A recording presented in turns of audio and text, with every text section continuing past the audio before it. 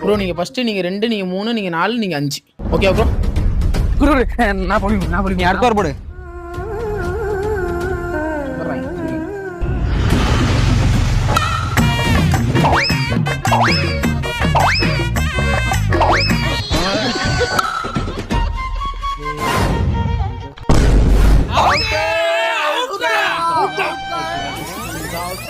Impact in line, hitting the wickets. Not out.